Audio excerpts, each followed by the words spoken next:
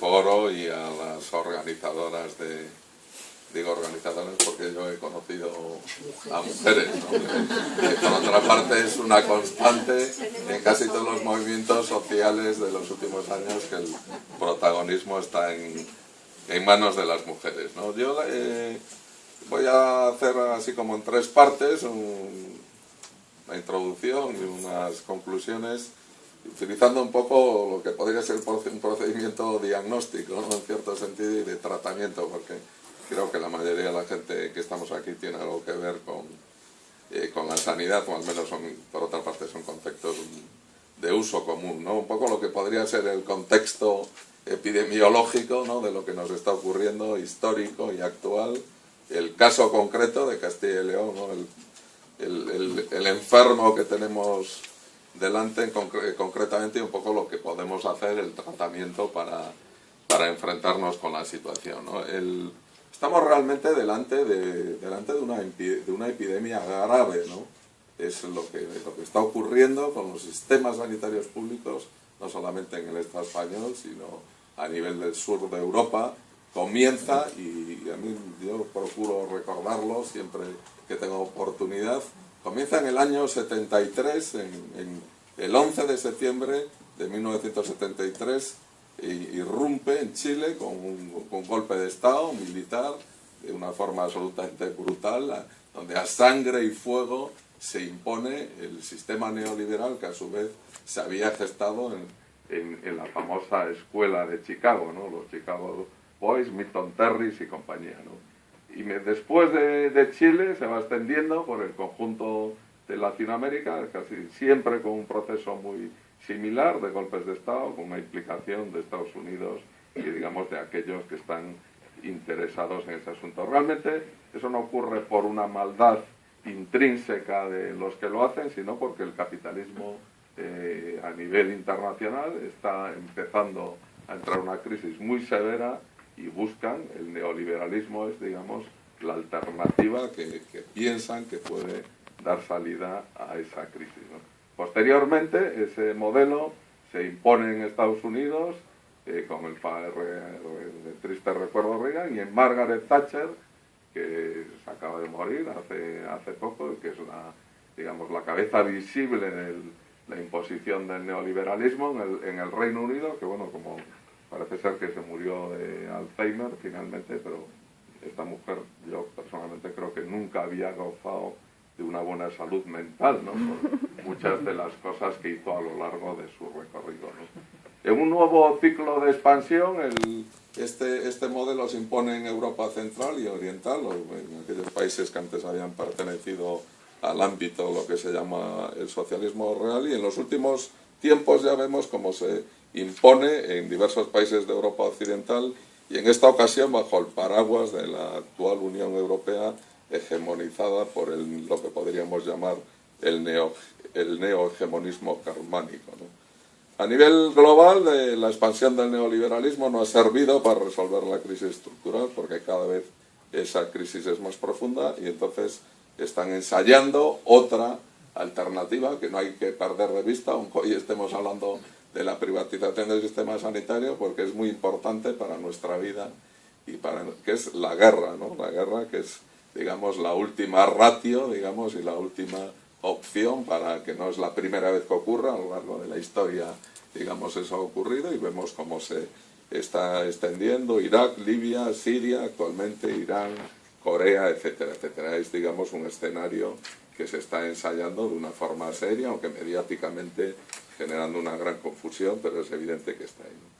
La respuesta más importante, cualitativa y cualitativamente, a la ofensiva neoliberal se dio y se está dando en Latinoamérica, desde mi punto de vista, a partir de la década de los 90 y sobre todo en la primera década del presente siglo, una cosa que a alguna gente os sonará, igual a otra no, que se llama a través del Foro de Sao Paulo, que es una estructura en la que se articula toda la izquierda latinoamericana, aunque participa también de todo el mundo y demás, y que fue una idea inicial en los años, inicio de los 90, de Fidel, sobre todo, es una construcción intelectual de Fidel Castro y Lula, que fue presidente de Brasil, donde se combina un poco la visión estratégica de Fidel Castro, que probablemente no todo el mundo tenga la misma, pero si se analiza con rigor, es una persona que a lo largo de los años ha demostrado tener una capacidad de análisis estratégico de la evolución de la humanidad impresionante, con lo que es un practicismo,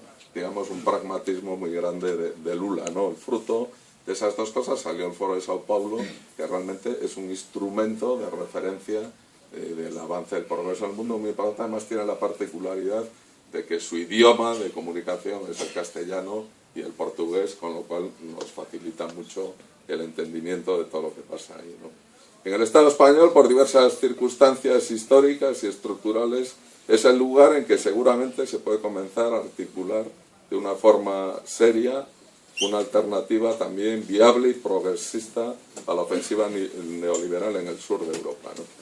Y ya, después de esa visión así general de lo que ha sido la evolución pasando a lo que ocurre en Castilla y León. Hace no mucho tiempo, la consejería, con el apoyo de algunas asociaciones profesionales y algunos colegios de médicos, publicó un comunicado, una declaración en la cual decía sintéticamente que aquí que no estaba pasando nada, que la política de la consejería tenía como finalidad precisamente garantizar la viabilidad del sistema sanitario público en Castilla y León, y que desde luego estaba muy lejos de cualquier espíritu privatizador y demás, ¿no? Eso es mentira, es evidente que eso es mentira, o no es cierto, vamos, por no dar una carga de intencionalidad subjetiva al consejero y a los que avalaron esa tal, no tiene nada que ver con la realidad. Objetivamente, en Castilla y León se está aplicando exactamente la misma filosofía de desmantelamiento de lo público y de promoción del sector privado de lo que se está aplicando en Madrid. Pero obviamente Castilla y León no es Madrid. El sujeto sobre el que se aplica es diferente y por tanto las formas, maneras y circunstancias en que esa aplicación se lleva adelante también son diferentes, ¿no? La filosofía, que se recoge de una forma muy clara en el Real Decreto 16/2012 de 20 de abril, de que se acaba de cumplir un año de su publicación, se enmarca claramente, sin lugar a dudas, una normativa para el conjunto del Estado, se enmarca esa filosofía, que es ni más ni menos que el desmantelamiento del Sistema Nacional de Salud. Eso es una evidencia para cualquiera que lo lea, es que no hay interpretación, digamos, posible, ¿no? Se cambia lo que era un sistema nacional de salud de carácter universal en lo que era la extensión, digamos, de su cobertura, etcétera, por un sistema de aseguramiento, y solamente que podrán, digamos, ser atendidos por ese sistema aquellos que reúnen la condición de asegurados, y por tanto el carácter universal, que es una cuestión esencial, digamos, que diferencia un sistema nacional de salud de otros sistemas, aunque tengan un cierto carácter público, pues queda perdida. Curiosamente y paradójicamente no cambia el sistema de financiación, porque el sistema de financiación sigue siendo de carácter universal a través de los impuestos directos e indirectos. Es decir, que los inmigrantes sin papeles, de los que tanto se habla, que quedan excluidos de eso tal, van a seguir financiando el Sistema Nacional de Salud a través de cuando se toma una Coca-Cola, un café o lo que compran, etcétera. Y por supuesto todo el mundo que hace una declaración de IRPF o que paga por una u otra vía impuestos directos. Con lo cual hay una contradicción interminis, ¿no? Porque si por lo lógico, si hubiera una coherencia, es que se cambiara el sistema de financiación y pasara a ser financiado por los asegurados, ¿no? Y además, ¿pero por qué no ocurre eso?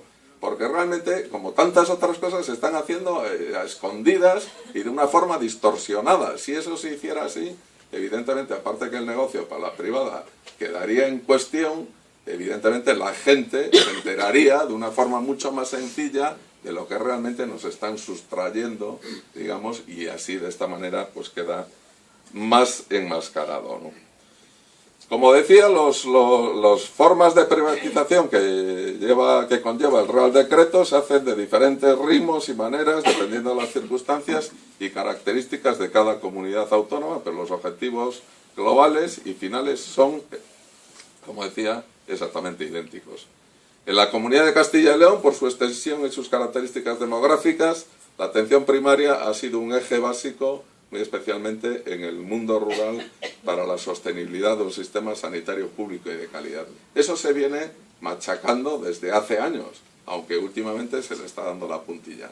Desde hace mucho tiempo se están, a través de cosas que parecen intangibles, pero que son claves para la supervivencia de un sistema como el sistema sanitario, se está cambiando todo el sistema de valores de los equipos de atención primaria. Los equipos, digamos, debe poner en un primer lugar la asistencia. Cuando empezó la reforma en el Reino Unido, en la Gran Bretaña, no solamente en Inglaterra, sino en el conjunto, que también tuvo sus características diferentes, los profesionales que se oponían a esa reforma pusieron en marcha un lema que se llamaba trabajar para los pacientes y no para los gerentes, ¿no? Eso, de alguna manera, sintetizaba muy claramente la filosofía. Y aquí es lo que desde hace muchos años están metiendo en los equipos de atención primaria, en los hospitales, digamos, trabajar para los gerentes. La famosa productividad variable, que lo que introdujo fue unos criterios de absoluta mercantilización, con recortes más o menos disimulados, pero que fueron totalmente destrozando lo que era una ética profesional y unos valores profesionales fundamentales, porque como seguramente casi todo el mundo que sabe que está aquí, salvo en este país, que solamente se exige dentro del mundo más o menos que podemos llamar civilizado, que solo se exige una nota alta para entrar en las facultades de medicina, en países como Suecia, Canadá, Rusia, Escocia, Inglaterra y demás, para entrar en las facultades de medicina se exige además unos valores éticos que se manifiestan y se hacen a través de diversas formas, pero normalmente los aspirantes tienen que escribir una especie de memoria de por qué quieren, o se le hace en otros casos una entrevista directa, larga, no digamos tal, porque se considera que nuestra profesión, me refiero a los que nos dedicamos a esto, tiene que tener unos valores, digamos, de carácter ético, que al fin y al cabo es después lo que nos da una cierta autoridad, digamos, en parte, aparte de los conocimientos y las habilidades profesionales ante nuestros pacientes. Eso se fue liquidando de una forma, o al menos reduciendo en muy buena medida de una forma sistemática y organizada. Y bueno, ya finalmente lo que se ha pasado es a la reducción de plantillas en el medio rural, con lo cual y en general en los equipos de atención primaria, con lo cual la capacidad de funcionamiento de esos equipos, de hacer una labor de atención, de formación, de investigación dentro de los niveles en los que se podía mover, evidentemente se ha venido abajo. Es decir, los equipos se los han cargado. Yo que he conocido desde su formación hasta la situación actual toda la evolución, evidentemente se los han cargado, y digamos, en lo que es un sentido de equipos y de una forma consciente y planificada. No ha sido fruto de la casualidad, ¿no? El cierre de los 17 puntos de atención continuada en el mundo rural, pues es una expresión ya muy concreta y definitiva, y es evidente que no tiene un carácter de ahorro económico. Eso nadie con dos dedos de frente puede defender eso. Es 1 millón de euros. 1 millón de euros para una administración como la Administración Sanitaria de Castilla y León no es nada. Eso es digamos, simple y llanamente un simbolismo de cómo son capaces de cargarse algo tan significativo como eso sin que les tiemble el pulso. Y bueno, les parecerá que eso es de una gran capacidad de decisión política. Bueno, a otros lo que nos parece es que es una gran capacidad de ir creando las bases para la entrada del sector privado en el sector sanitario, ¿no? En cuanto a la red de atención hospitalaria especializada, la situación pues también es muy clara, ¿no? El nuevo hospital de Burgos, que hablará aquí el compañero después y por tanto no me voy a extender, pero bueno, es un ejemplo claro, digamos, de lo que es el de dar entrada a lo que es las empresas privadas en la gestión de la sanidad pública y por tanto a la mercantilización, ¿no?, de la sanidad pública y de nuestra salud, ¿no?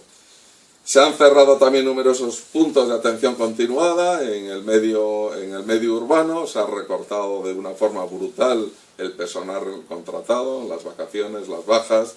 Los trabajadores y trabajadoras tenemos que acumular, o al menos lo intentan de una forma sistemática, y normalmente lo consiguen, la actividad asistencial de las personas que no están trabajando en ese momento, que están disfrutando de sus vacaciones o están sufriendo una baja con el consiguiente sobrecarga de trabajo y el deterioro para la atención de los pacientes. Es que eso no hay, o sea, no, eso es incuestionable. Si tú estás haciendo el cupo de tuyo, de tu compañero, algo tiene que fallar. O sea, no, evidentemente la calidad de la atención. Hay gente que se empeña en discutir eso, ¿no? Se puede, bueno, se puede, ¿cómo que se puede?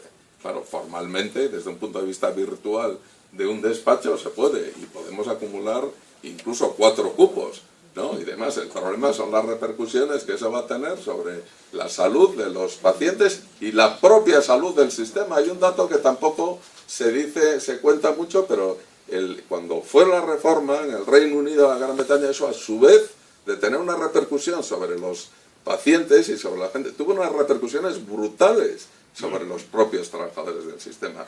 La tasa de suicidios, no entre la población en general, sino entre los profesionales de la sanidad, aumentó de una forma muy significativa. No recuerdo, recuerdo el Lancet, la revista un poco de prestigio incuestionable, no es total, había hecho un reportaje muy riguroso sobre eso. Yo no recuerdo los datos exactamente, pero era muy significativo el incremento de suicidios, el incremento de alcoholismo y otras toxicomanías entre los trabajadores de la salud, y el abandono, sobre todo en enfermería, de miles y miles de trabajadoras y trabajadores de enfermería que abandonaron el sistema porque no podían más, no porque, digamos, de pronto perdieran su vocación, etcétera, ¿no? Bueno, se han despedido, porque ese es el nombre que hay que darle, a un total de 248 médicos especialistas hospitalarios para haber cumplido ya los 65 años, cuando estaba previsto, que en teoría eso no estaría mal, siempre y cuando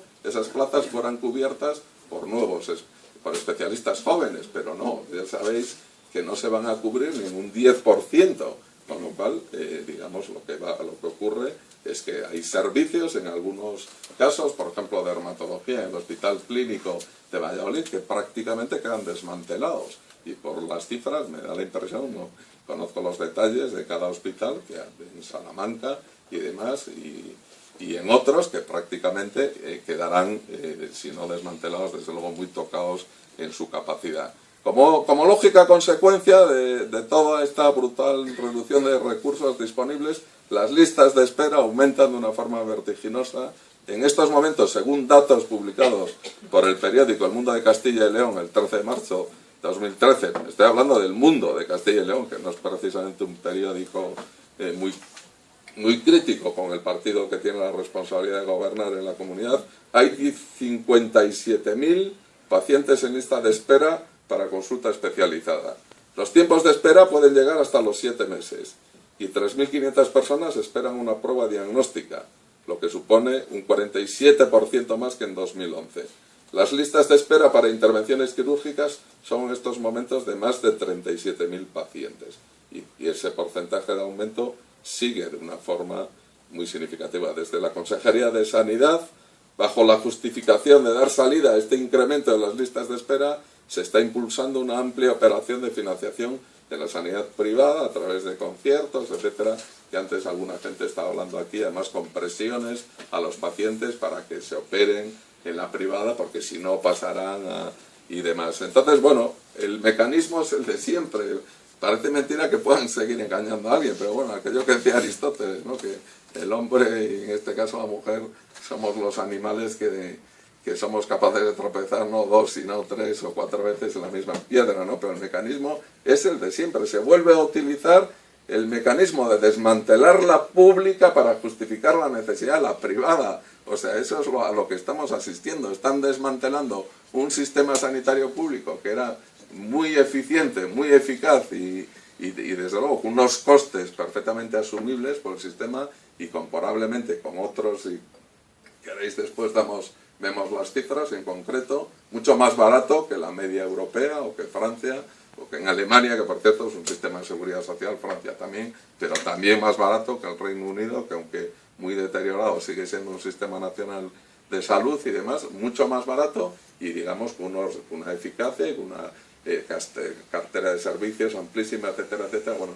pues eso, sin ninguna evaluación rigurosa, científica, ni nada, se lo están cargando por las presiones del gran capital especulativo, que una vez que se le ha acabado el negocio del ladrillo, están como buitres viendo en dónde pueden, digamos, porque el dinero no se ha destruido, el capital sí que está, yo creo que nadie habrá oído de que hubiera un crematorio de euros, ¿no?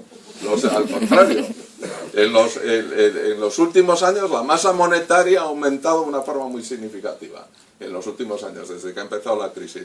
Entonces, ese dinero está ahí, en paraísos fiscales, o en el colchón, o donde eso, a la espera de inversiones, digamos, con expectativas de alta rentabilidad. Y eso es la sanidad, todo el mundo lo sabe.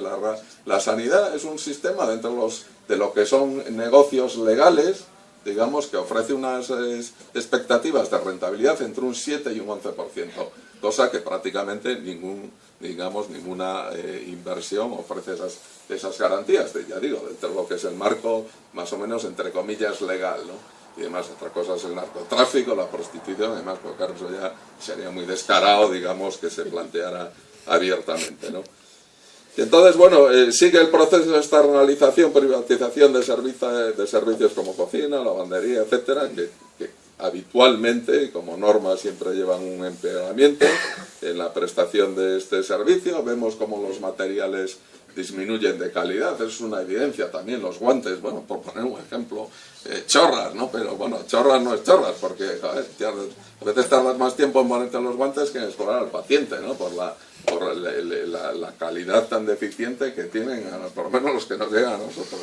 No sé si aquí tenéis más suerte. La docencia se está deteriorando de una forma significativa. En Valladolid, por ejemplo, los MIR les han reducido muchísimo el número de guardias, la habitabilidad, digamos, el confort en el que hacen las guardias también. Y una cuestión tan clave es que no hace tanto, ya tengo unos años, pero vamos, no me considero un anciano, desde luego, y es que recuerdo cuando se inició este modelo de formación y cómo era antes. Yo, cuando acabé la carrera en el año 77, aún seguían estando las escuelas profesionales conviviendo con el sistema MIR, y es que la gente, y bueno, y el sistema hospitalario, por supuesto que había, la gente, claro, es que hay que retrotraerle lo que significaba aquello, digamos, de caciqueo, de falta de estandarización en la adquisición y en la transmisión de conocimientos, etcétera, etcétera. Y el sistema MIR, evidentemente, es un sistema de una calidad extraordinaria para nuestro estado de formación, y está claro que con la privatización se lo carga.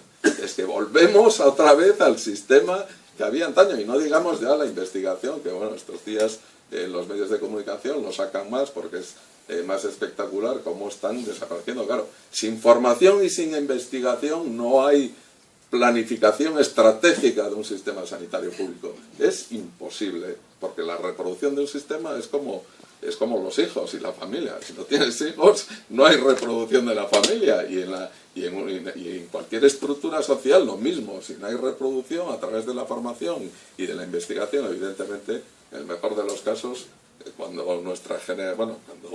la gente que estamos ahora, en el mejor de los casos, evidentemente no habría una alternativa, y es lo que es. Y es que lo están buscando, que no son tontos, acabo. Y entonces, bueno, todos estos cambios no van a salir gratis a la población, está claro, ni a los propios trabajadores del sistema, ya no están saliendo caro, y ya gratis, perdón, y para acabar, construir las cosas cuesta mucho. Construir un sistema cuesta mucho, avanzar en expectativa de vida cuesta mucho, avanzar en calidad de vida, en erradicar, en limitar la morbimortalidad cuesta mucho, pero caerse es sencillísimo. El ejemplo, aquí ya hay estudios que están informando que ya está empezando a caer, digamos, la esperanza de vida, algunos avances que se están haciendo de estudios y demás, y desde luego las muertes previsibles, pues ahí hace poco me parece que fue en la zona de Ponferrada, aparte del caso, una persona que estaba pendiente de un aneurisma de intervención quirúrgica que se retrasó, el caso de la tuberculosis en las Islas Baleares y demás. Eso no se puede soportar, no tenemos por qué, porque esto no es Nigeria, claro, nos cuenta, es que hay sitios, bueno, pero es que, claro, hay sitios que eso tal, pero es que nosotros somos un país que estamos en el contexto europeo, con una historia muy larga, con unas capacidades muy largas, y entonces lo que no podemos es afectar esta cuestión y solamente hay una vía, organizarse, luchar, defender y hacerlo con inteligencia y con argumentos, porque los argumentos y la inteligencia están en nuestra parte y desde luego con corazón y con convicción, ¿no? Porque yo creo que si sabemos combinar bien el corazón y la inteligencia, antes, más pronto que tarde, conseguiremos revertir la situación y que el sistema sanitario público realmente se reconstruya y hay que tener en cuenta una cosa, las situaciones de crisis son un problema y esos problemas se notan, pero también son oportunidades. Entonces yo creo que con esa parte es con la que nos deberíamos de quedar. Gracias.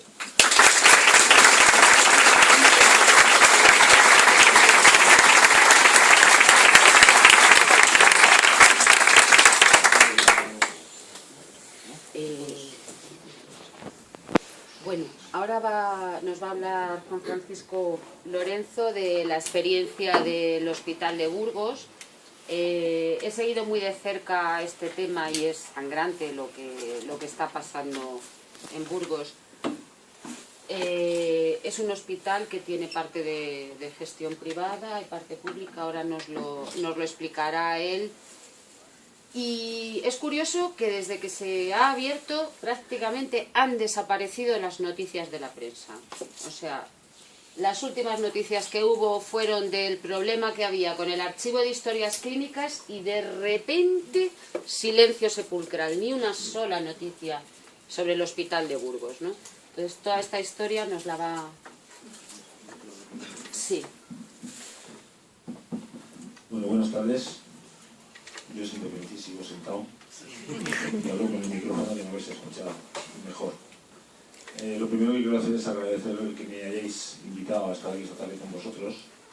A mis amigos José Luis y Ángela, que son los genialidad para estar aquí, trabajan aquí en los servicios del hospital, los servicios sanitarios, y a la marea blanca esta que tengo montada aquí, que me parece estupenda, porque creo que esto es lo que podemos hacer, lo que debemos hacer, todos aquellos que creemos que las cosas van mal y que están yendo por un camino que no nos va a conducir a una mejor sanidad, sino que nos va a conducir a una sanidad distinta, a una sanidad especulativa, de la cual se van a beneficiar algunos.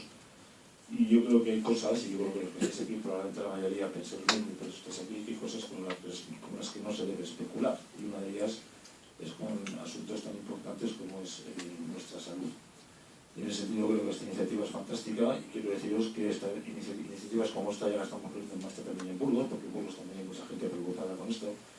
Yo creo que hay mucha gente preocupada en toda España con lo que está pasando, no solamente con la sanidad, sino con lo que está pasando con este nuevo modelo de sociedad que nos están implantando de una forma inicialmente sutil, pero creo que ya cada vez es menos sutil, cada vez es más evidente, ¿no? Y estas iniciativas yo creo que son las que se necesitan para que reaccionemos y para que los que mandan, que son los políticos teóricamente, aunque luego realmente quien manda es el poder económico en estos momentos, tomen nota de que, bueno, al menos tenemos la palabra y con la palabra y con argumentos, como decía mi compañero, se pueden hacer muchas cosas. Mira, el Hospital de Burgos es un hospital peculiar. Seguramente sabéis poco de él, porque como dice Elena, no se habla mucho de él porque no me interesa hablar mucho de él. La historia del Hospital de Burgos empezó allá por... A mí las fechas me rayan un poco, pero bueno, la verdad es que se lo ha estudiado muy bien porque me han mandado una información que incluso yo no tenía, o sea, que se lo ha borrado a investigar. Pero allá por el año 99 se empezó a decir: el Hospital General de Agua de Burgos era un hospital muy antiguo, era de los más antiguos de la red del Guisado de mediados del siglo pasado, y bueno, era un hospital que necesitaba cambiar, es decir, se había quedado pequeño a todas luces, no tenía ninguna posibilidad de expansión porque estaba rodeado por el edificio, es decir, no podía crecer en ninguna dirección, más hacia arriba tampoco, y lo que había que hacer era una reforma. Los gestores de entonces iniciaron aquella reforma, pero muchos, inicialmente los médicos y después se fueron incorporando gente de todos los sectores sanitarios y de la ciudadanía, dijimos que no se podía hacer una reforma del hospital. Sabemos lo que es trabajar con hospitales en reformas, lo incómodo que es eso para los profesionales, para los pacientes, los riesgos de infecciones que se tiene, y aquel hospital no tenía ningún viso de que una reforma pudiera solucionar el asunto, porque cuando se acabase la reforma teníamos que empezar la siguiente reforma. Así que aquello nos condujo a que solicitáramos el que en Burgos se hiciera un nuevo hospital. Inicialmente la respuesta fue rotunda que no. Tuvimos enfrente un grupo de médicos de los que nos metemos en todos los charcos, y así nos va. Dijimos que no, que había que hacer un nuevo hospital. Empezamos a reunirnos y debo reconocer, antes se le contaba a mis amigos aquí, a Ángela y a José Luis, que aquel proceso en el que los médicos estuvimos unidos, es muy importante estar unidos, médicos de todas las especialidades, de diferentes ideologías. La medicina no es ni de derecha ni de izquierda, la medicina es medicina sin más. Y en ese sentido estuvimos todos dispuestos a tirar en la misma dirección y a solicitar que se hiciera un hospital. Se hicieron manifestaciones, en Burgos es difícil movilizar a la gente, pero hicimos 2 manifestaciones con 8.000 personas, nevando, y bueno, aquello fue, nunca había habido ninguna manifestación en nuestra ciudad de aquellas características, aunque siguieron, las autoridades sanitarias siguieron de reclamar que no, al final tuvieron que claudicar porque aquello se fue extendiendo, la ciudadanía empezó el clamor fue popular, todo el mundo exigió un hospital, y en la segunda manifestación ya hasta estaban la gente del Partido Popular que mandaba entonces que querían, y en primera vez diciendo que sí, que ellos también querían un hospital. Y ellos se les venía encima, se exportaba y se apuntaron al asunto. Dijimos que bien, pues lo han entendido y vamos a hacer un hospital. Sin darnos cuenta que no la estaban jugando, porque son muy listos, algunos son muy listos. ¿Por qué no la estaban jugando? Nos explicaron, el entonces consejero de Sanidad, que era César Antón, que el nuevo modelo hospitalario de Burgos iba a ser un modelo de estos de público-privado. Se juega mucho con el lenguaje, y con el lenguaje se dicen cosas que luego en la práctica no son realmente lo que se está diciendo. Un modelo público-privado en el que el hospital lo haría una empresa privada. Según él tenía 2 grandes ventajas eso. Primero, que se haría más rápido, porque si no las obras públicas tardaban mucho, porque creo que los trabajadores públicos trabajan menos o son más lentos, y luego que sería más barato. Pero esos 2 argumentos de la rapidez, es decir, que urgía que hubiera un hospital, entonces ellos apuntaron a nuestra hipótesis de que sí, que había que hacer un hospital, pues con el argumento de la rapidez y que el hospital iba a ser más barato que un modelo público-privado, que no explicaban bien qué significaba ser público-privado, podía sacar adelante. Ese hospital se iba a hacer en 3 años, las obras empezaron en el 2006, si mal no recuerdo, y el hospital se inauguró en junio del 2012. No fueron 3 años, sino que fueron el doble de años. ¿Quién construyó ese hospital? Pues ese hospital lo ha construido una serie de... Es decir, ha habido una empresa que ha construido el edificio y ha comprado el equipamiento. O sea, no solamente decir, en los modelos estos públicos privados hay muchos modelos, fundaciones, es decir, en cada ciudad, en cada sitio, las cosas funcionan de diferente manera. Son diferentes puertas de ir privatizando la sanidad pública. Diferentes modelos, depende del lugar, depende de la comunidad autónoma, depende de la historia del sitio, depende del gobernante del momento, pero bueno, el modelo que se decidió en Burgos se sacó a concurso público, y entonces algunas empresas, unas cuantas, un consorcio de empresas, un montón de empresas se hicieron con el hospital, y os voy a leer las empresas, la sociedad que gestiona este hospital, que posee el nombre de Eficacia, y las empresas que componen esta marca, porque es una marca, son CaixaBank, el Banco Grupo Caja 3, el Banco Santander, Santander Infraestructuras, Obras como Artelaín, Cartera de Gestión de Infraestructuras S.A., Bankia, Isoluz Corsan, Urbanizaciones Burgalesas y Grupo Norte Agrupación Empresarial. Es decir, eran empresarios, constructores de Burgos y gente del mundo de la banca.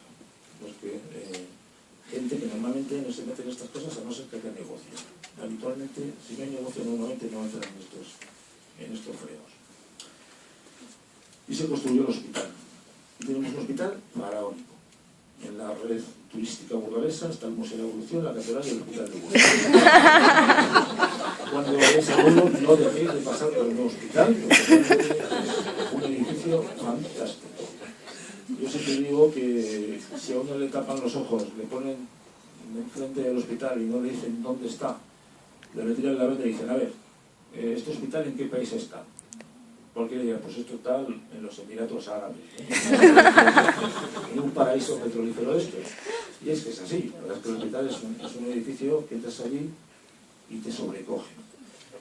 Y esto que yo lo cuento de broma hace tiempo, se ha confirmado, y esto es verdad, hace 15 días vimos que había un jeque árabe seguido de todo un cortejo detrás, estaba pidiendo el hospital porque corrían rumores de que querían hacer en Arabia Saudí un hospital como este, una empresa, y estaba el jeque árabe recorriendo el hospital. Yo no sé si las empresas turísticas lo han incluido, pero deberían incluirlo. Tenéis que ir a ver ese hospital porque es una cosa tremenda. Entras allí, tiene un hall de entrada, se pueden hacer conciertos, es decir, aquello es, de verdad que desde el punto de vista arquitectónico es bonito como edificio, es para mayor gloria probablemente del arquitecto. Construyeron el hospital y compraron el equipamiento. Nada de lo que había en el Yagüe se pudo llevar al nuevo hospital. Teníamos muchas cosas que eran utilizables, muchos aparatos que eran utilizables, mucho material que era nuevo. Pero nos prohibieron, nos dijeron que no se llevaba absolutamente nada por un motivo. La empresa que se encarga del mantenimiento del hospital, la empresa que lo ha construido, que tiene un contrato durante 30 años, a los cuales había que pagarles inicialmente un canon de 31 millones anuales, canon que se ha ido 38, que se ha ido a los 71 millones anuales de euros en este momento. El hospital de Burgos que está llevando un pedazo grandísimo de todos los recursos sanitarios de esta comunidad autónoma, seguro, porque ese hospital va a costar, hemos calculado, 2.000 millones. Hemos calculado 2.000 millones, sí. Si no sube el canon, que subirá, porque si en 6 años ha subido de 38 a 71 millones y se ha garantizado un beneficio de un 6,9% a la empresa que lo lleva por hacer la limpieza, pues no está mal, ¿no? Bien, en ese hospital se compró el equipamiento y, como decía, no se pudo llevar nada porque la empresa propietaria del hospital, nosotros estamos alquilados allí, no se hacía cargo del mantenimiento de ningún aparato que no hubiera comprado ella. Y como todo lo que venía del antiguo Yagüe no era de su propiedad, si algo se llevaba y se rompía, ellos en absoluto se encargaban de repararlo y son quienes tienen que hacerlo, esa facultad la tiene la empresa de Picanza, por lo tanto no se pudo llevar nada al hospital. Nos dijeron, como lo habrán hecho, que todo se iba a repartir entre otros hospitales de esta comunidad autónoma. No tenemos información sobre lo que se ha hecho, pero no tenemos información de nada. Si algo caracteriza a estos movimientos es la opacidad. No hay información. Y algo de rayos, ¿no? Sí, en la UBI algún aspirador. Sí, las camas y supongo que hombre, allí hemos visto que entraban también que se llevaban cosas, o sea, que seguro que cosas se han llevado así, pero no nos pudimos llevar nada. Y había muchas cosas que estaban recién compradas, que eran usables, y decíamos, bueno, ¿por qué se tiene que comprar todo nuevo? Pues la razón era esta. El equipamiento también es tremendo, así. Para que os una idea, nosotros llevamos, hay aparatos muy caros, nosotros utilizábamos un FibroScan que nos prestaban un laboratorio que lo recorría que lo donaba durante 2 meses al hospital, y pedí un FibroScan, que es un aparato muy caro, que es un aparato que sirve para evaluar cómo está el hígado, para evitar vías hepáticas, un aparato caro. Yo pedí un FibroScan, lo del digestivo pidió otro FibroScan, y nadie nos sentó a poner de acuerdo para tener un FibroScan para los dos, que lo podíamos perfectamente. Tenemos 2 FibroScan, somos los más chulos del mundo. En esos hospitales el equipamiento es una cosa tremenda. Pero os aseguro que en ese hospital está muy clara y muy presente la empresa privada. Es decir, aunque ellos insisten en decir que es un hospital público, que es un hospital de gestión pública, estamos absolutamente condicionados, absolutamente limitados, porque no se puede hacer absolutamente nada sin que la empresa propietaria lo autorice. No se puede mover un tabique, no se puede mover un enchufe, es decir, porque cobran por todo. O sea, todo lo que se hace se pasa factura. Y además, sabiendo que SACIR es mal pagador, yo creo que deben cobrar por adelantado. Es decir, no hay nada que se pueda hacer, ningún aparato que se estropee, y cuando haya que renovarlo, naturalmente el propietario del hospital dirá si se renueva o no. Es decir, que la presencia de la empresa privada en este modelo hospitalario es una presencia muy clara, que todos la sentimos, aparte que están por todas partes. Es decir, que los trabajadores de Picantones, pues están por allí, son con los que tenemos que hablar, cuando podemos hablar, porque desde hay una discefalia que nadie sabe bien ahí quién depende de quién. Obviamente, el dueño de la casa y el dueño del equipamiento, obviamente es el que tiene siempre la última palabra. Esto es de sentido común. ¿Qué bondades tiene ese hospital? Bueno, pues como digo, es una obra faraónica, tiene muchísima luz, las habitaciones de los pacientes han mejorado considerablemente con respecto a lo que teníamos en el Yago, es decir, yo no voy a decir que todo sea malo, obviamente, pero el trabajo de un edificio de esas características, pues entras allí, se te expande el cuerpo, el alma se te expande todo. Pero también te matas a caminar. Porque la distancia, es decir, desde el punto de vista práctico, no es nada funcional. Tenemos unas distancias tremendas para ir de un sitio a otro. Cuando hay 4 pabellones de hospitalización, para pasar de un pabellón a otro no hay sitios para pasar, tienes que bajar, recorrer, subir, bajar, recorrer, subir. Bueno, es un hospital muy poco funcional, sobre todo para los profesionales, pero también para los pacientes. Tiene otra característica, y es que los pacientes que van al hospital a consultas, no hay, los autobuses municipales no entran dentro del recinto hospitalario, dejan a las personas en la acera de enfrente, tienen que pasar una vía de 4 carriles, subir una cuesta, y para entrar al hospital hay que coger un ascensor para llegar al nivel al que vas, un ascensor en el que caben 40 o 50 personas, todo el mundo o subes un montón de escaleras o coges el ascensor para entrar al hospital, y una vez que entras al hospital te aseguro que te has perdido. Ahí ya está todo el mundo con un papel en la mano mirando a la derecha y izquierda, y nadie sabe por qué tiene que ir, y pasamos el día porque nosotros ya nos ha perdido, nos ha costado aprender cómo funciona aquello, pero ya sabemos un poco de qué va. Desde el punto de vista funcional es un hospital, pues no es funcional, y eso mismo, y luego, bueno, cuando uno ve el hospital tenemos jardines zen, jardines mediterráneos, jardines de todos los tipos, vigas. Es una. Yo cuando lo veo, cuando oigo a algunos dirigentes que hablan de déficit público, digo, esto es una construcción que es la obra clave del déficit público. Es decir, lo que ha costado esto, lo que cuesta mantener esto, y lo que nos va a costar esto a todos los ciudadanos, es tremendo, pero como el hospital te deslumbra, está bien, bueno, pero ¿de qué te quejas si tienes un hospital estupendo y tienes unos aparatos estupendos? Y en el fondo, esas personas que iban a las manifestaciones y que decían que sí, que hacemos un nuevo hospital, probablemente ya sabían a dónde iban, ¿no? Eran más listos que nosotros somos médicos, sabemos hacer todas las cosas, y ellos tienen visión de negocio, tienen visión de hacia dónde van, y se daban cuenta de qué rentabilidad se le podía sacar esto. En la parte baja tenemos una superficie comercial donde hay tiendas, hay UCIs, hay una oficina de Banco Santander, hay una funeraria, hay flores, hay gominolas, hay periódicos, hay pan. Aquello es una especie de supermercado. Son espacios que se iban alquilando, aquí nos ha querido contratar. Y bueno, pues cuando vas a la cafetería te puedes quedar ahí de compras un ratito, porque ahí vienen cosas. De verdad que merece la pena que vayáis a hablar.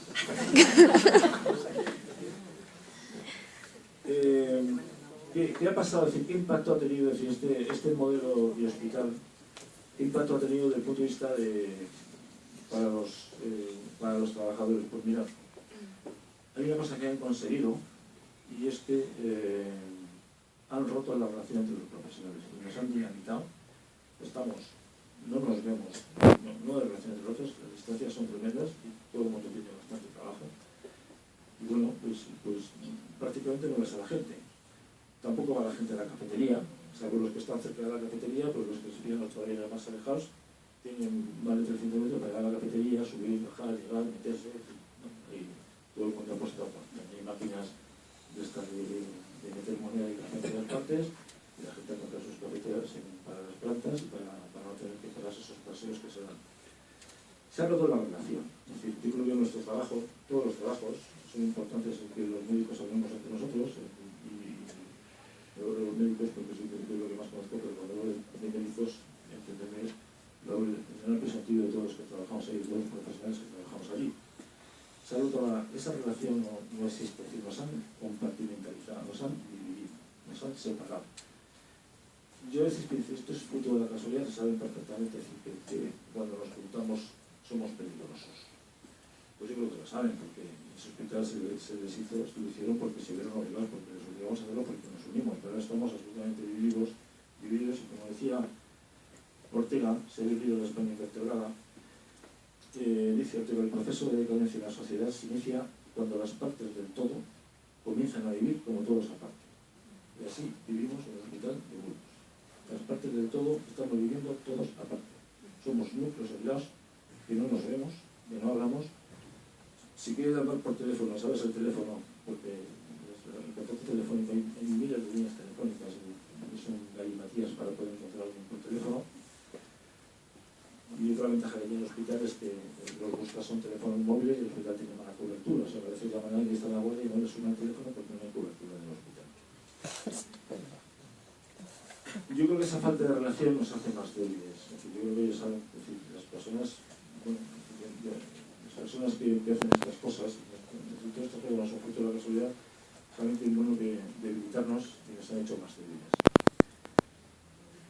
Unir a todo esto, en nuestro hospital, yo no sé lo que está pasando en Soloria, lo que está pasando en otros hospitales, sí, ya sé algunos porque hablo con compañeros de otras ciudades, ha cambiado el modelo directivo. Estamos en un momento en el que el modelo directivo es un modelo de no participación. Es decir, lo que es la cadena, digamos, organizativa del hospital, que sería la dirección, la comisión de dirección, la junta técnico asistencial y los órganos directivos del hospital, se los han cargado porque no les convocan.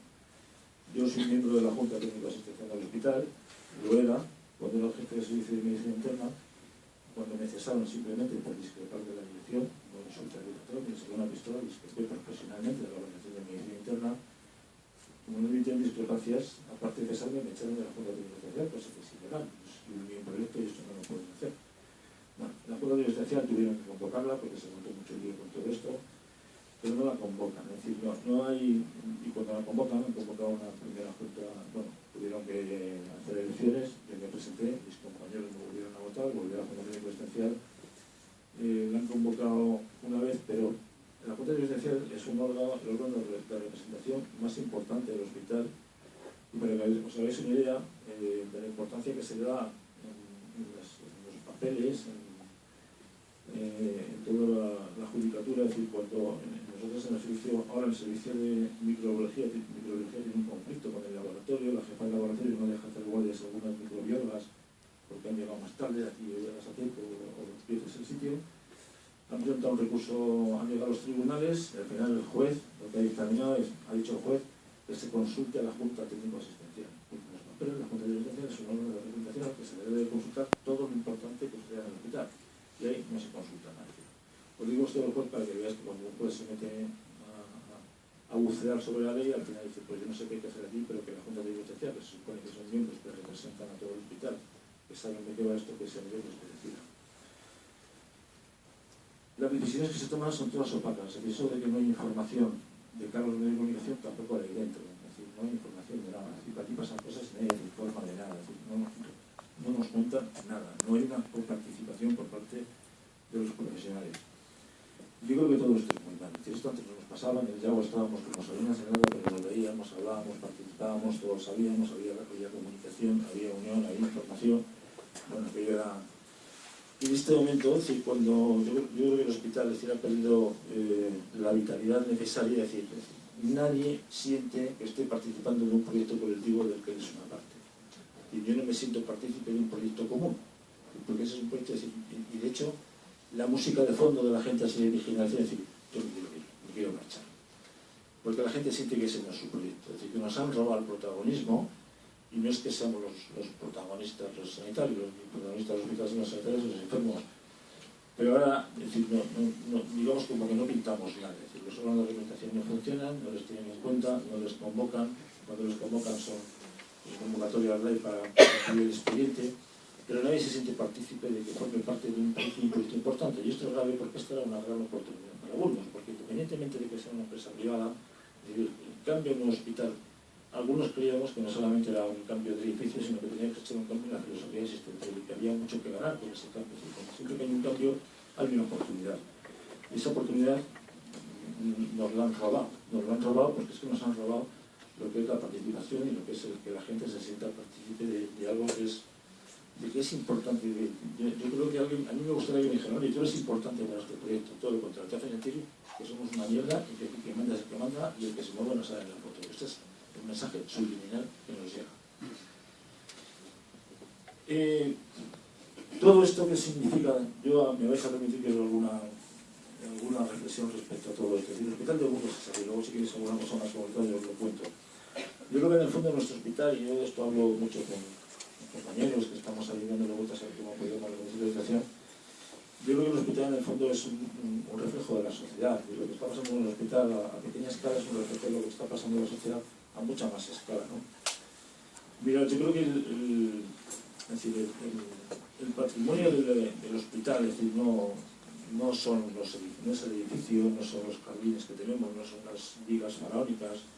Es decir, ese edificio tan imponente no es el patrimonio del hospital. El patrimonio del hospital son los trabajadores que están ahí, porque son los que le dan vida, los que hacen el proyecto. Es decir, los hospitales yo siempre he creído que tienen alma, y ese alma la ponen los pacientes que están ahí y los que estamos trabajando ahí. Todos los hospitales tienen un estilo. 2 minutos. Todos los hospitales tienen una forma de trabajar, y el nuestro se ha quedado con esa forma de trabajar. ¿Por qué ha pasado esto? Pues mirad, pues los hospitales, yo creo que los políticos no quieren hospitales con alma, sino que quieren hospitales rentables. Y mucha gente, el mundo de las finanzas, se ha dado cuenta que la sanidad es una oportunidad de negocio. Y lo es. Y los políticos han entregado la sanidad a los especuladores. Y esto no pasa en los hospitales, está pasando en la sociedad. De tal manera que yo creo que ahora no dirige la sociedad a los políticos, sino que la dirigen los poderes económicos y la dirigen los mercados. Y cuando nos asustan con datos de economía. Yo creo que todo esto es grave y es bueno que se monten, es decir, los ciudadanos relacionemos.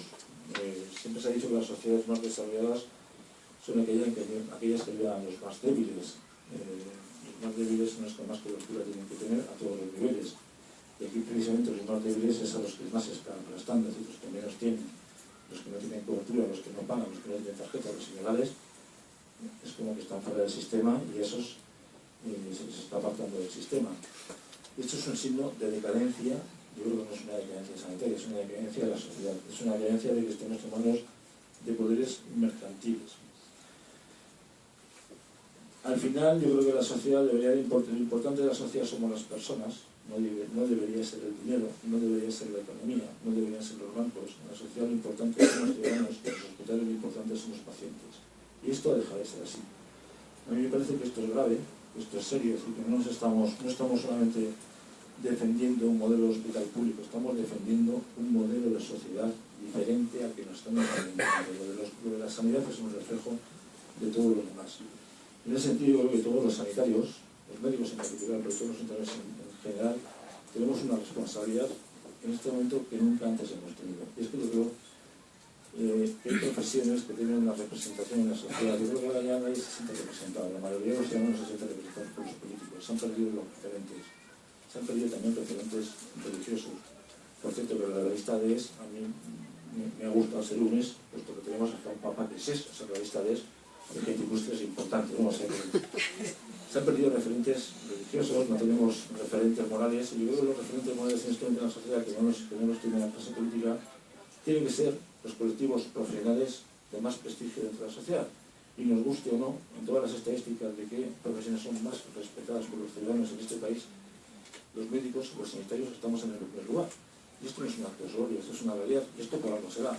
Cuando se dice que el sistema sanitario público español es bueno, es muy bueno, lo es porque los profesionales del sistema sanitario público español son buenos. El sistema no es una entidad de razón, el sistema lo hacemos las personas que trabajamos en él. Y si es bueno, es porque la gente está bien informada, el sistema era bueno, y los hospitales y la atención primaria funcionaban bien. Y yo creo que ahí tenemos una responsabilidad todos los ciudadanos, en especial los sanitarios, en sacar adelante estas cosas, en reivindicar estas cosas, en montar mareas, en acabar los actos cuando hay que acabarles, y en agradecer vuestra atención. Muchas gracias.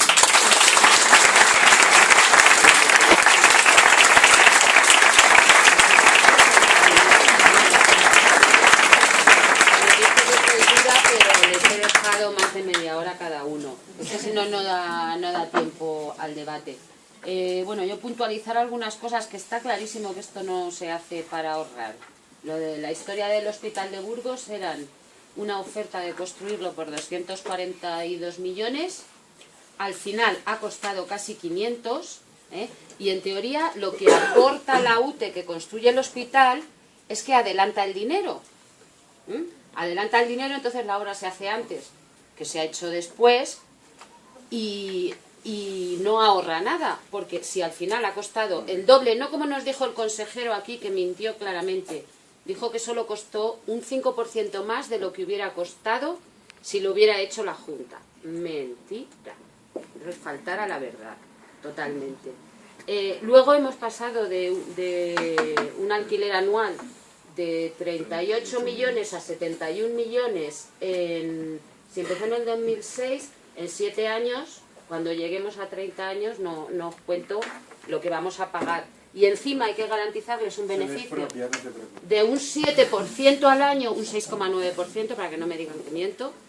A mí me gustaría que ese dinero revirtiera en salud o en lo que haga falta para los ciudadanos. Estoy totalmente de acuerdo que para la sociedad española es la joya de la corona, la sanidad. Si hay algo profundamente injusto es el enfermar, empobrece, te pone en desventaja y tenemos que proteger al que enferma. Y tenemos un sistema muy eficiente. Yo me sentí muy orgullosa cuando leí que la Comunidad de Castilla y León era la segunda en eficiencia, solo por detrás de la Comunidad Navarra. La base de nuestro sistema de salud es la medicina primaria y funciona también porque se ha desarrollado muy bien y se ha articulado muy bien. Ahora nos quieren vender el plan de atención al paciente crónico, pero ¿cómo quieres montar eso si no hay gente? Es que la gente está sacando a sus enfermos adelante a base de quedarse hasta las 3:30 a las 4 de la tarde. No hay derecho a eso. Hay una cosa que es la masa crítica del error, le he bautizado yo, es un término que me he inventado. O sea, si tú pasas de determinado número de pacientes, no haces las cosas bien. Y eso es lo que nos está pasando, porque ni se sustituyen bajas ni se sustituye nada. Entonces, bueno, me parece que es un problema muy serio. Por ejemplo, con las listas de espera ya empiezan a hablar de que van a destinar 12 millones de euros. Antes solo hablaban de externalizar, de ¿cómo le dicen? Cuando lo solicitan con la privada. Conciertos. Bueno, los conciertos. Ya empiezan a hablar que, bueno, peonadas. Si tenemos el hospital, a partir de las 3 de la tarde no se utilizan los quirófanos. Porras, contrata gente. Si es que al final el profesional va a cobrar menos, se destruye la calidad del sistema sanitario, lo da la historia clínica unificada. Si tú te vas a otro sitio donde no te conocen, no saben nada de ti, es más probable el error y que surja una complicación. En fin, tenemos la idea clara y según nos vamos documentando cada vez tenemos más claro que de ahorrar nada. Aparte que sale muchísimo más caro. Vamos detrás de los ingleses como perritos falderos y les ha salido carísimo. Tienen 13 hospitales en quiebra técnica, ha aumentado la mortalidad. Bueno, ya iremos viendo a ver qué pasa, ¿no? Y bueno, ahora si queréis hacer preguntas... Ahora quería preguntarle al compañero Burgos, ¿y el Hospital Divino Vallés de Burgos qué ha pasado con ese hospital que tuvo? Yo leí que había habido un conflicto con la cocina, que se habían parapetado en la cocina y que se habían quedado haciendo una huelga de hambre en la cocina, pero resulta que el hospital estaba ya vacío. El hospital Divino Vallés fue el hospital que fue la causa del cese, porque dijeron que el 30 de noviembre se cerraba la hospital Divino Vallés y cerraban todos los conciertos que había para la gente y se iba todo el mundo a la calle. Entonces lo han cerrado. Pues lo han cerrado como hospital. Hay consultas de psiquiatría, todavía sigue el servicio de oncología radioterápica, hasta que se cerrará el nuevo hospital, que se va a trasladar. Consulta de psiquiatría y está el animalario de investigación, pero el hospital como tal se ha cerrado. Burgos en este momento no tiene ningún hospital público, al 100%. Es la primera provincia de esta comunidad autónoma, probablemente de España, que no tiene ningún hospital público. Teníamos el militar, teníamos el Divino Vallés, teníamos el Yagüe se ha cerrado, el militar se ha cerrado y el Divino Vallés se ha cerrado. Y queda este hospital con este modelo mixto. Marta. Sí, ayer hablábamos que en Madrid ha habido una jubilación masiva de unos 700 profesionales y yo quería también recordar que estamos hablando siempre de los números de los médicos, pero no sabemos o no tenemos cifras de todos los demás profesionales del sector, enfermería, auxiliares, etcétera, que están pasando las mismas cosas o que no se sustituyen.